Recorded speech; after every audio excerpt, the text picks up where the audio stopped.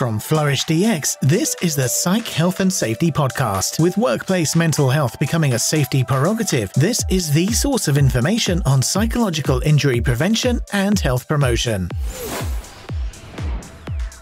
Hi, and welcome to the Psych Health and Safety Podcast. My name is Jason Venshi, and I'm one of the hosts of the show. The aim of the podcast is to rapidly increase the knowledge and application of psychological health and safety in workplaces worldwide. To help with this, we have regular guests from around the world who are leading the way in this important area. But before I introduce our guest and topic for the day, allow me to introduce my co-host, Joel Mitchell. How did Joel? I'm relieved that you got through that intro that time. Congratulations. The listeners will never know. It took me 3 times. They'll never know. They'll never know. Never know. Yes. How are you today? Well, do you know what? My oldest nephew turned 16, which made me feel quite old. Should. Yeah. So 16. Well, yeah. to say that my son's about to turn 14. Yeah. So, yeah. No, I'm feeling it.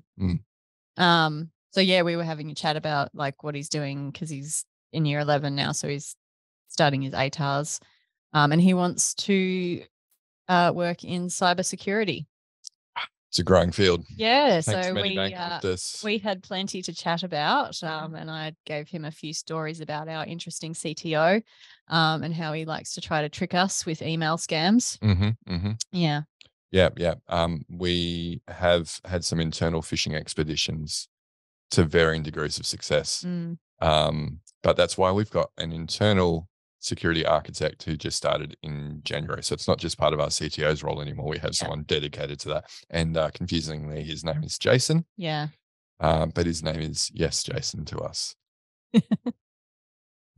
And the reason for that is because our CTO always says no to this Jason sitting next to me. Yep. But the view was that he would be able to say yes to the Jason that we hired to look after our cybersecurity. Yeah, and it's a play on the Jimmy Reese stuff as well. No, Jason. Yes, Jason. Yes. Anyway, you have to watch Jimmy Reese now for those listeners who haven't seen the stuff he did around COVID. Yeah. Yep. Anyway, that's, okay. Cybersecurity, definitely a field worthwhile pursuing because there's only going to be a growing need for that. Yeah. Yep. He was also of the view that you probably don't want to outsource to computers a job that involves trying not to let other computers trick you. Yeah. Yeah. The reverse steering. Yeah. Yeah. No, it's a good idea. No, you need some people in there somewhere. Yeah. Yeah. Don't want the robots, particularly with ChatGPT and everything taking over. ChatGPT, man. Skynet. It's coming. Anyway, it's a good thing that ChatGPT still doesn't know the difference between psychological safety and psychological health and safety. Oh, it's better than a lot of the so-called experts I've seen on LinkedIn, I got to say. But it's relative. Yeah, it is relative. It's got some improvements that can be made, but it's getting like scarily good. Well, it's based on a 2-year-old data set as well. So, things have changed in a couple of years. This is true. Anyway, you know how I said in the intro that, we scour the world for the best experts. We didn't have to go very far. We didn't, no. Which is nice. Yeah. Someone in our own backyard. So I'd like to introduce the guest. Go for it. She has over 2 decades of work health and safety experience. Pretty good for someone who's only 21. Across a range of sectors, including community and social services, resources, and infrastructure. She has qualifications in occupational therapy, occupational health and safety, and health services management, and currently works as the staff Wellbeing Program Manager at the East Metropolitan Health Service in WA, where we're from. Welcome to the podcast, Lynnell Beeck-West. Thank you. That is such a kind welcome. I feel very special and flattered. Thank you.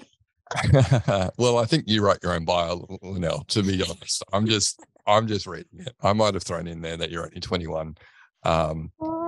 But in my experience working with women, always better to underestimate age than overestimate, I found. Sure. It's lived experience. Yeah, definitely not patronizing at all. Not at all. No. Not at all. No one ever complains about being underestimated. Like, you look great. Joel, you don't look a day over 51. Thanks, Jason. Yeah. I should hope not. Yeah. Neither do you, for that matter. Thank you. Yeah, you're welcome. Yeah. I know you are, but what am I? I'm rubber and you're glue. Is this what we've degraded ourselves to? Apparently. Yeah. Okay. It's on you. Come on. It is. It's my turn. Yeah, sorry. My bad. So Lynnell, what podcast do you like to listen to? Yeah, I just want to say that if Flight of the Conchords did a podcast, I would be listening every single day of my life. Just had a really funny experience last week driving into work. I've discovered community radio, Fremantle 107.9. Fantastic. And they played one of the Flight of the Conchords songs, which was It's Business Time. And when you're just listening to the lyrics, it is hysterical. And I just thought, why am I not listening to this more? So I would have liked to have been able to say that one of my favourite podcasts was Flight of the Conchords, but I don't believe it exists, which is a real shame. But in all seriousness, I'm a big fan of Jon Stewart. So The Problem is really fascinating to me. I love, there's just some fantastic insights into contemporary social and political issues. And I just find the guests are really charismatic and knowledgeable. Like, it's entertaining. It's a really entertaining way to learn about serious stuff. So straight to the top of my list, Jon Stewart. Then getting a little bit more serious, because I am a work health and safety professional. I do enjoy The Safety of Work, hosted by Drew Ray and David Proven. Are you coming in a couple of weeks, Lynnell? I am. Great. Yep. Now we're hosting David for a talk, so great that you can come. That is excellent. The work that I enjoy is just unpacking studies and research, having that great conversation backwards and forwards, and then really very quickly arriving at the point where it's obvious how you're going to be able to use this in everyday practice. So that's why I really enjoy it. I just find it really useful, and I can usually take it and apply it almost immediately. So, bonus for me. And another local Australian podcast is The Briefing, hosted by Tom Tilley. So it's a 20-minute daily news podcast, and I don't tune into it all the time, but I do watch out for Jan Fran. So I just find her sharp and witty and really relatable. So that's where it's at for me in terms of podcasts. Yeah, so you enjoy getting your news delivered by comedians, by the sounds of it, as all news should be. Yeah, like The Project. Yeah. Oh, look, I'm a long time ago, I might have been a fan, but I think it may have lost its way. I just don't listen to any news at all. No, I just don't watch commercial TV at all these days. No. Except for maths, but that's because you're gonna blame your wife? No, Melissa. Oh, actually, I'm gonna blame my wife. She had it on last night, and I'm like, this is really bad. Cannot believe that 10 seasons in. Oh, sorry, the 10th year of the experiment. I think the experiment failed year 1. We should not have repeated it, but there's a 10th year of maths. And here you are watching it. It was on. It was vicarious trauma. My wife was watching it. I caught it in the background. It was. You caught it like a disease. I felt dirty afterwards. I probably am diseased after watching it. So. Moving on. The whole point of an experiment that you've pitched a hypothesis, and then you're trying to find evidence to support that hypothesis. I really think they should just give up now. I think after 10 years, if you can't find the evidence, the experiment's poorly designed. Yeah, don't worry about type 1 or 2 errors. They're just, everything's an error about that.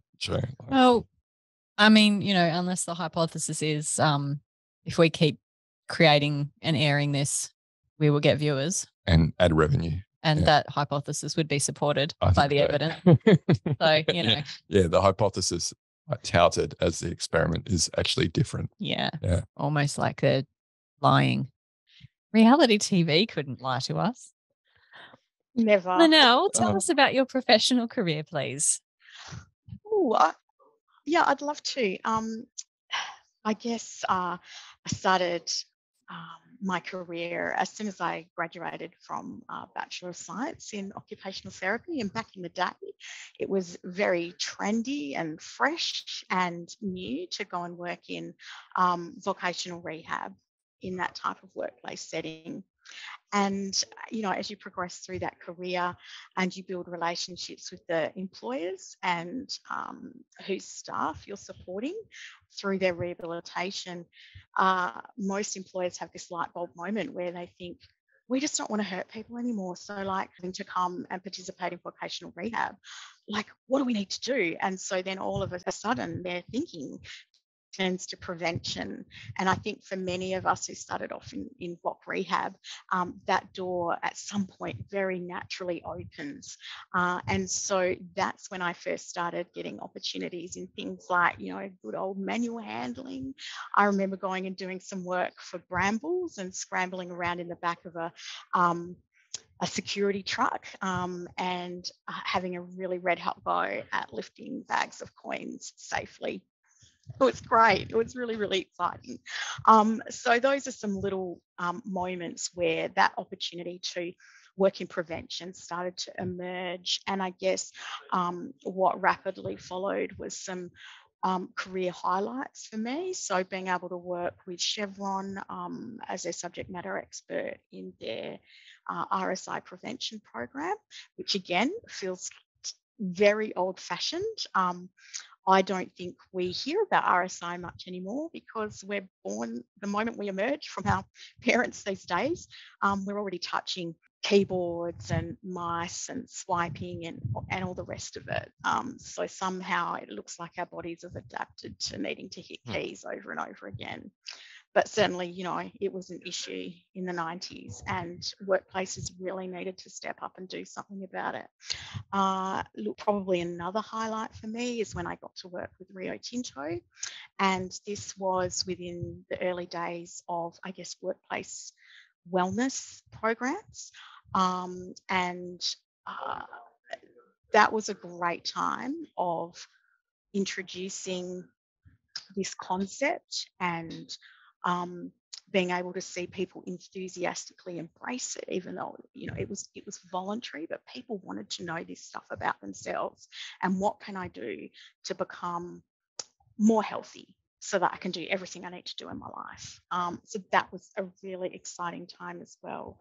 And I suppose as we got further through the 2000s, what really began to emerge was all of the mental health issues associated with the mining workforce, particularly around the demands of FIFO, and also concerns around fatigue and safety critical tasks like driving a giant haul truck at 3 a.m. in the morning when it's really likely that your circadian rhythm is going to lead you straight into a time of feeling really, really sleepy and unaware.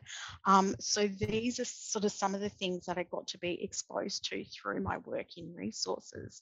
And then for me, I got to a point where I was really satisfied that I had achieved 20 years of work in the resources sector. I had learnt amazing things. I had met amazing people, and also felt very privileged to have lived in the Pilbara, in a Pilbara town, and had that experience as well as a whole pile of FIFO stuff. And you just get to a point where I'm ready for what is it that's next that brings purpose and meaning for me, and where I really feel like I can come and make a contribution. So the world of not-for-profit opened up, and I began work with a company that provides support to people who are NDIS participants, and that was a really joyful time to be able to be involved with an organisation like that. The flip side was that I got a very quick introduction to how demanding the work of a disability support worker can be. So it was my introduction to workplace violence and aggression. it was my introduction to how people respond when they're exposed to trauma, either, one-off events or accumulating over time, or hearing about what their colleagues have been experiencing and, being really affected by that.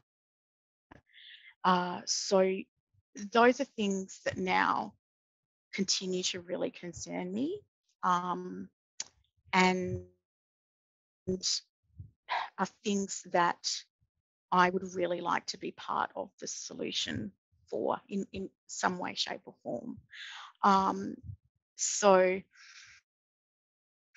had an amazing 4 years with that organisation, and then had an opportunity to come here to East Metro Health Service and take up the challenge of developing a workplace wellbeing framework and a strategy. And it's an incredibly challenging time to be involved in that type of work, particularly in the healthcare setting. There's never been a time where healthcare workers have needed to be well, have needed to be at the peak of their form, to keep up with the demands in the workplace, to be able to balance personal responsibilities with their professional demands. It's a complex time. So I am up for the challenge and very happy to be here.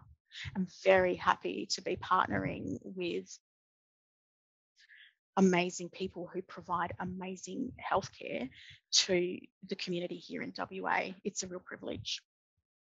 Well, that's a fascinating career path there, and sounds like you've had a lot of diverse experiences in lots of different aspects of health and safety, which is fantastic. And you sound just so passionate about the work that you're doing, which is fantastic.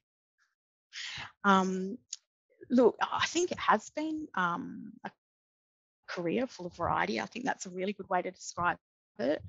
And look, the other thing that I have also had the opportunity to be involved with in my last 3 roles is cultural change programs as part of the senior leadership group in an organisation.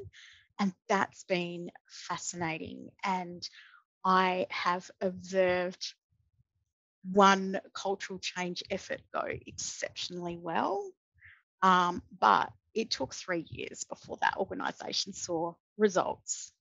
And there was a distinct change in how people felt about being there, and how engaged people were, and also then naturally seeing the quality of the service kind of start to peak as well.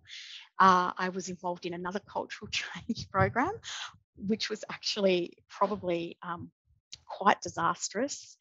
The approach of the organisation was, let's just see how much we can give people to try and make them feel happy. And the staff became quite cynical about that. They just knew that every time there was some gifts or goods or events being given away, they were like, oh, must be time for a pulse survey again. Yeah, funny how people can notice patterns like that. It's almost like our brains have evolved to be good at recognizing patterns. Or like a salivating dog after a bell. Well, no, I think what we're talking about here is more operant, less classical. Okay. Yeah. Good old conditioning. It was. Yeah. So we've, it's really great to have that experience, because what you also need to do in that space of well-being and psychosocial safety, which we'll start talking more about, but it is about cultural change, and it's about people understanding how a system or an organisation begins to create an environment for people to either feel positive and good about being there, versus actually the environment is not fostering that at all. So I've seen, I guess, 2 examples of that being done being done exceptionally well, and a lot of patience and a lot of strong leadership, versus another attempt, which it just sort of made me feel very sad that I didn't think we were going to get there. Yeah, well, I think it's a timely conversation that we're having with you today, because the conversations that we've been having with clients and prospective clients is, hey, you've got to set yourself up for a 3 to 5 year journey on this. Don't just expect to run a staff survey, update your risk register, and expect that to drive improvements in employee mental health. This is about cultural change. This is about changing the way you operate. So, it'd be interesting to unpack that a little bit more with you today. But I guess the thing that brought you to our attention was a conversation you had with Joelle regarding what you were doing at East Metropolitan. So you're part way, I believe, through piloting a psychosocial risk management process. So first of all, we're going to unpack that a bit today and your experience with that. But what were the drivers, I guess, initially behind the decision to implement that process? Yeah. Okay. So the standout feature for all of us and any of us who are working in the healthcare sector at the moment is, and this is well known, and the community and the media are talking about this a lot, but we've just been through 3 years of a pandemic response, and healthcare staff have worked relentlessly and tirelessly to continue to deliver really high standards of care. But what has also happened is that people are feeling cognitively and physically exhausted. There's some observations that people just aren't able to bounce back like they used to be able to. We're also needing to be a work environment and a career option that people want to be involved in. We really need to fill that pipeline with people who really want to be involved in healthcare, and to continue to be attractive and to retain people, but also morally do the right thing by people. We really need to take care of this business. So those are the drivers. Healthcare workers are exceptional with regard to putting their own needs aside and continuing to just relentlessly work in the service of the community. And we all benefit from that. But at some point, healthcare workers are not superheroes. They're humans who operate within the same constraints as any of us. Biologically, we all need to be rested. We all need to be connected within work, but then we also need to make sure that we're connected with our community and our family and our friends. I'll come back to this idea that the work environment plays a huge part in an individual's life with regard to, are they well and healthy and thriving, or is part of being involved in that work environment at times presenting a threat to that? So we need to take it on board, and we need to be building an organisation and systems and leadership that facilitate that workplace wellbeing experience. Yeah, I like what you say about trying to find people who are mission orientated. And we've talked about that a bit before on the podcast, where you have the healthcare industry, education, people go in it because they're really passionate about the area and making a difference and that community impact, like you say. Yes. But those people are a finite resource. And if we keep burning them out, we're already seeing labor shortages, right, across healthcare. It's very hard to have the levels that are needed. So yeah, there's no choice, right? We have to do better to retain staff and make sure that we keep them well and in the workforce and engaged. It probably doesn't help either these days that, through social media and other kind of forums, people can share how bad it is to do certain occupations and some of the pitfalls. So, and people are, more aware of other occupations they can go into. So it's not just healthcare trying to find nurses. It's like the the occupation and the industry, trying to attract people from other industries that they have a choice of going into as well. So, so can you? I guess we'll sort of go through step by step the process that you've gone through and where you're up to now. So I guess we've talked about the drivers. So then, what was the process you went through to actually scope the project? Yeah, so I spent some time, I guess, just trawling through all of the internal data that we have available to us, hazard and incident reporting and our workers' compensation statistics and, what are the injuries that are popping up in certain parts of the organisation. So it was really important to get an understanding of that risk profile, because that was really then going to define what kind of framework would we need for the wellbeing approach that we wanted to apply. And I suppose what was also happening at the beginning of last year, because I started this role in February, we were on the cusp of the WA Work Health Safe Legislation Act 2020 was about to kind of, we all needed to get to terms with it really, really quickly. And what we were noticing is so obvious in this new approach that the basis was all about risk assessment and risk management, and officers and employers really needing to be robust in that approach. And there was also really exciting stuff starting to happen around psychosocial safety codes of practice being published. So eastern states have already had a bit of a jump start on all of this as compared to us. So it was just this instinct as a work health and safety professional that we would need to build something around this idea of psychosocial risk management, and that really it held so many solutions to the conditions or the threats that were presenting for people in healthcare.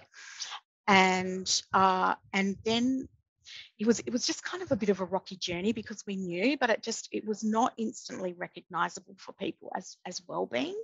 It was a problem with the branding or the language or the maybe something not feeling very familiar for people. So it really wasn't until the second half of last year that some really amazing reports and studies and guidance notes began to be published. And so the first one that we came across was a report published by the World Health Organization and the International Labour Organization. And it was about creating mentally healthy workplaces. And the thing is, it just spoke to us so loudly, because right off the bat, they'd identified 3 high-risk occupations, given their psychosocial hazard exposure, were really at risk of having poor mental health due to exposures at work.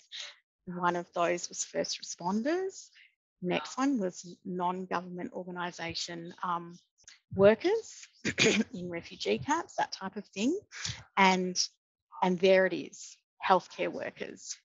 And so that report was really informed how we wanted to build our wellbeing framework. So that was hugely influential.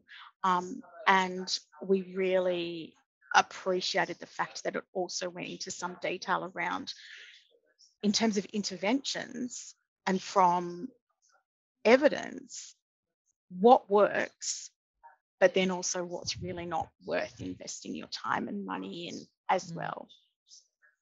Yeah, and so that was really a great moment.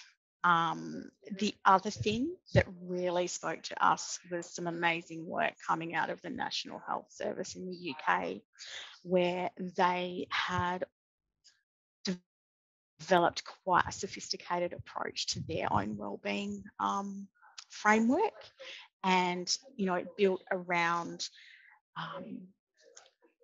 very heavy on leadership capability, and that also really spoke to us as well. So that came on board, and then really the icing on top of the cake was the CEDAR report that was released maybe in about October. That's the Committee for Economic Development in Australia. And this report was all about the consequences of not taking care of mental well-being in the workplace. So if we play that forward, what kind of a position does that put Australia in terms of our economy, and again, from a moral point of view, how we respect the work that workers do, and what that means to workers. And the reason why that was particularly helpful is it had a really good set of guidance around, I guess, diminishing return on investment and diminishing evidence for the types of interventions that you can use to set the scene for well-being and mental health in a workplace. And that was fantastic. Again, the theme that was coming through was leadership capability, and the organisation and the systems that exist. So it's that systems thinking approach. So those bits of information all came into place, and then we found ourselves in a position where we could almost we were ready to kind of commit to 3 pillars of our framework, which was prevent, promote, and respond. And so where the psychosocial risk management comes in is it sits in that prevention pillar. And it's all of a sudden that it did fit within this idea of workplace wellbeing, but it didn't kind of stand out like a sore thumb that really didn't feel accessible or understandable for people. So that was a really good moment. Hi listeners, Jason here. We hope you're enjoying this latest podcast episode. Now, if you're like Joelle, Alicia and myself and enjoy learning from the best, then the Flourish DX Academy is for you. The Academy includes free e-learning courses on the ISO 45003 standard for psychological health and safety at work, and associated topics such as how to conduct a psychosocial risk assessment and how to create the business case for psych health and safety. All courses feature high-quality videos, downloadable resources, multi-choice questions, and a downloadable training certificate on completion. Take your learning to the next level with all Flourish DX Academy courses included within the Flourish DX mobile app. Select podcast episodes from the Psych Health and Safety podcast and sister podcasts from Canada and the USA are also included. Get started with Flourish DX for free at www.flourishdx.com/get-started. That's www.flourishdx.com/get-started. Now back to this episode. Yeah, the integrated model does do a good job of sort of showing how you need everything. You can't just be doing the promoting good, promoting the positive. You can't just focus on fixing people once they're injured. We do have to do all of it to meet people where they're at. So now you're working with a pilot group initially. So how did you identify who was going to be in your pilot group? Yeah, it's all about opportunity and serendipity. So we found ourselves responding to 2 senior leaders in one of our departments who are very committed to rounding, which is just basically spending time on the floor, checking in with people, eyes out there. It's just a great example of visible leadership. And they had come away from this particular morning feeling really troubled by what they had seen in the department. They noticed there was a distinct lack of energy. So people that they previously were able, experienced people who'd been healthcare workers for a while and had that bounce back ability just despite a bad day or a bad week or whatever. They really were hearing things and seeing things which were leading them to believe that bounce back had disappeared in most of the people in that department, and most noticeably some of the senior staff. They noticed that people were not using words that reflected positively about their experience as a worker. And, the impression they got was just people are tired, people are worn out. What do we do? The big driving question was, we care, so what do we do? And this experience found its way to our work health safety director, and she simply said, look, let's give them a call and see what's going on. And so we, this idea of using psychosocial risk management as a foundation for finding a way towards well-being, we kind of thought maybe if we pitch this might be the first group who say, yeah, we'll give it a go. Like, we don't know what else to do. And what we've done in the past is not working anymore. And we're just stumped. And as it is, we listened to what they'd observed and what they were feeling and what they wanted to achieve. And we just gently presented this idea and they said, yeah, let's do that. So I actually had a chance to catch up this morning with the executive director who was part of that rounding experience, and I was able to express to him, I just said, I'm so grateful. Thank you so much for being so open-minded during that discussion all those months ago and giving something a little bit different a go. And we were just able to reflect, like 3 months down the track, what we've begun to understand and how that is building the action plan around, some structured stuff that we're going to do over the next 12 to 18 months in terms of a wellbeing management plan. So yeah, I've kind of started at the beginning and then come back to a little bit of a moment of celebration, but we can talk more about what kind of happened in between. Yeah. Yeah. So who's involved in the project delivery team for the pilot, Lynnell? Yeah. Okay. So we have a senior manager who is involved. We have a middle manager who's involved. One thing that they were really insistent about right from the beginning, and I'm so glad they said this, they said, we have some amazing health and safety reps and we want them to be the face of this and we want them to be actively involved. And I said, right, that's fine by me. For me, health and safety reps are amazing and so valuable. And I said, yep, I'll partner with them. No problems. That's great. So that was really exciting to be able to do that. So and that also just speaks to, being able to leverage existing structures as well. Like, you don't need a new team to do this. You'll have a wellbeing committee or health and safety representatives, as you say, and like you can leverage those people. Yeah. Yeah, like it already exists. So like, how do you tap into that? And I suppose, health and safety reps are already also fully aware of this emerging focus on psychosocial safety and were really hungry for it. And it's really nice to be able to work alongside health and safety reps and say, you've worked hard, you've demonstrated such a massive commitment. Here, come alongside. This is new. You're interested. Let's build that up and build your capability in that. So that's been really nice as well. So yeah, just a small team of 5 of us. My role exclusively is just as a facilitator.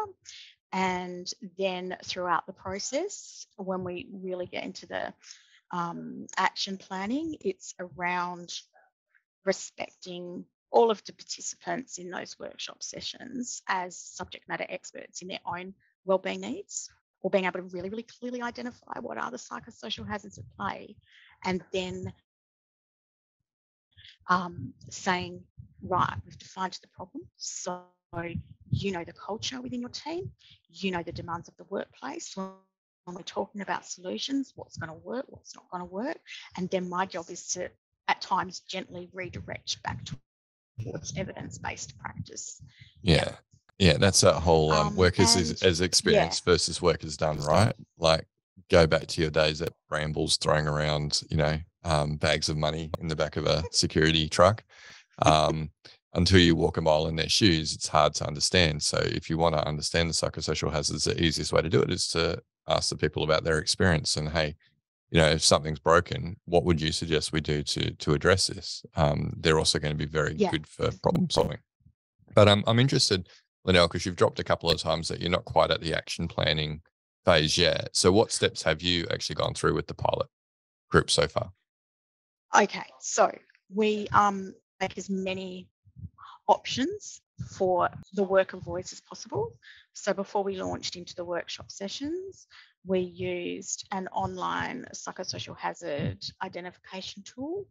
And then based on the results that we got back, we actually pre-populated the risk register.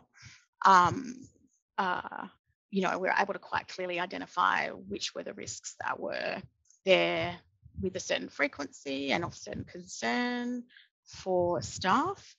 And we're also using an amazing, it's called the Wellbeing Index, specifically for the healthcare setting. It's developed by the Mayo Clinic. It's a really great, simple app. People just check in once a month. There's 6 simple questions that give a wellbeing rating. And so we collected a baseline. We collected baseline data before the workshops, and we will revisit that in about 6 months' time. We'll ask people to do that again and see if anything's shifted. So we're really determined to measure whether what we're doing is making a difference or not. So that's quite exciting.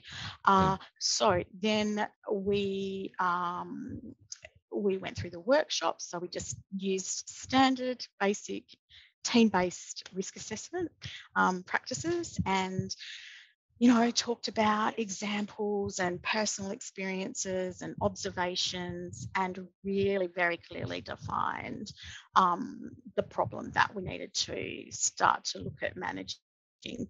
So we did 3 workshop sessions like that. Really, really tricky and challenging, because we're talking about needing to remove frontline healthcare staff from the front line, from the patients, and things can just go awry very quickly throughout a day. What patients require and what the service needs to deliver can change, hour by hour. So we need to be incredibly flexible around actually people sort of almost coming and going in shifts from those sessions. Right, so we completed all of that just before Christmas, and then when everybody came back after Christmas, we started doing our action planning workshops, and that has been the best part. Some really exciting things that people, because they've had the buy-in and because perhaps it's something they've experienced in the past that they know makes a difference, they're like, we want to get this going. And like a really good example of that is historically, previously in healthcare, there's this concept of a pre and post huddle. So if for any of us that have worked in resources, it's like it's your pre-shift meeting in the morning before you all head out the door to get on with the morning's work. And what had happened for this particular group under trying to cope with the pressure of providing services throughout the pandemic, some of the habit around the pre and post shift huddles had just sort of dropped off. People were really hungry to reinstate that, because psychological workers were being exposed throughout their work, and I'm talking in covering off that check-in with people before the shift starts, and then coming back full circle at the end of the shift to check in with each other and say, hey, was there anything that happened today that that anybody found was overwhelming or distressing? Right. Let's just check in and make sure that everybody's okay to get home safely. Let's just check in and make sure that we agree, like when we're going to next check in with each other. These are some of the things that can pop up as a stress response to exposure to trauma. And it's that real opportunity of leader and peer support. And if that's a habit built in regularly, shift by shift, it's such a sound way to support people through work that involves exposure to trauma.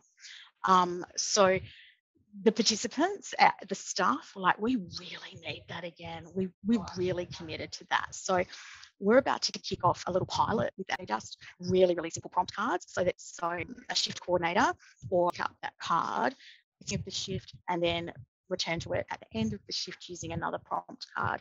So we really felt we needed to build in some really visual and tangible resources just to prompt that in people's minds. And the two drivers of this pilot have been the health and safety reps. They've been exceptional and really stepped up with leading their peers in saying, as a group, because they are more experienced healthcare workers, as a group, we're gonna lead this because this is the way we want to operate and care for each other in this work environment, and we want to make sure that we are okay from an emotional and psychological point of view. So we're really excited about that and looking forward to that. Yeah, it's you're describing quite a rigorous process of like going through that and getting obviously great like input and support from management, health and safety representatives, and so forth. I really like what you're saying about the prompt cards as well. We're saying to people, you got to build this into your normal safety routines. So if you've got a pre-start meeting or a huddle, can you ask people, hey, what's working well from a work design perspective? What's not working well? Or ask the question, hey, if you could make one change to your work, what would it be to make it your life and everyone else's life a bit better? And as you go through that, you're going to identify, low-hanging fruit. What are the things that would actually take, no money and very little effort to fix, but would actually just make every day a little bit easier coming in, even when we are under pressure, because there's lots of patients coming in and whatnot. So really, yeah, that's quite a cool process that you've been going through. Yeah, and I really like that. That's such a simple intervention to start up again, because it's engaging in what people have already been doing and a process that they're familiar with. And I think it's so important to have these as a way to solve these problems. It's co-design. Yeah, it's so important to have these shorter, or I guess initiatives that are easy to implement and that can be turned around in a fairly quick time frame. Because when we talk about work design, a lot of the time these are really long-term projects, and they may take many years to get to a point where people actually start to see a change coming out of that. So if we're able to have these solutions that we can put in place that, they're not necessarily going to fix the root of the problem, but they are going to provide some relief and some assistance. That's a positive for sure. So what are the next steps from here then, Lynnell? Yeah, well, we're just going to basically tidy up that risk register, finesse the action plan, and we're about to go into a session with some of the executive staff and seriously look at what needs to happen to remove some of the organisational barriers that have popped up that are preventing things that are going to be really important, particularly around making some more annual leave available for people who really need that restoration and recovery. Yeah, it's just at exact level. So that's where we're going next. Yeah. Lynnell, one of the questions that we like to ask everyone who appears on the podcast is What are your hopes for the future of workplace mental health? The number one on my wish list is that the sooner we all realise that we can no longer place the exclusive responsibility and burden on individuals to overcome their mental health challenges, and that really it's about whether the environment is set up in a way that reduces exposure to harm, that can mean that people do experience poor mental health outcomes.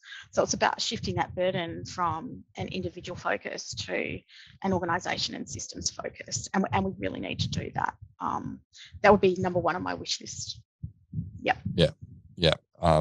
It's a worthy endeavour. Yeah, sure is. I agree. It's a frustration or a hope that we share. Yes, for sure. We've been talking about it for 2 years. We have. It will happen. Well, we've been talking about it on air for 2 years. Oh, we're talking about it for longer. Yeah.